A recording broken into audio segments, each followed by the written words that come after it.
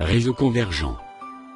Les réseaux modernes sont en constante évolution pour répondre aux exigences des utilisateurs.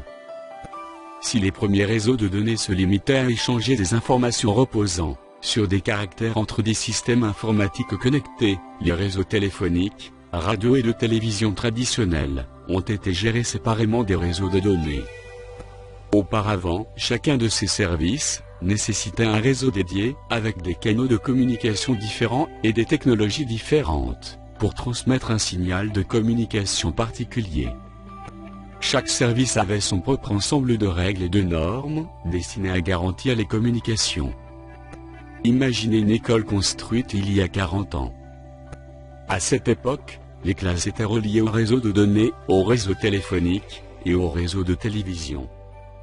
Ces réseaux distincts étaient disparates, ce qui signifie qu'ils ne pouvaient pas communiquer entre eux, comme illustré à la figure 1. Les progrès technologiques nous permettent aujourd'hui de regrouper ces différents types de réseaux sur une plateforme appelée réseau converge.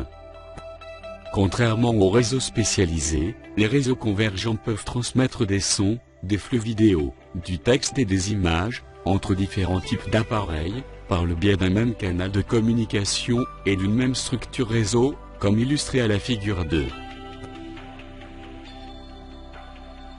Des moyens de communication, autrefois séparés et bien distincts, convergent maintenant sur une plateforme commune. Cette plateforme offre une large gamme de méthodes de communication aussi nouvelles que différentes qui permettent aux individus d'interagir directement et presque instantanément. Sur un réseau convergent, il existe encore beaucoup de points de contact et de périphériques spécialisés, comme des ordinateurs, des téléphones, des télévisions et des tablettes, mais il existe une infrastructure réseau commune. Cette infrastructure réseau utilise le même ensemble de règles, de contrats et de normes de mise en œuvre.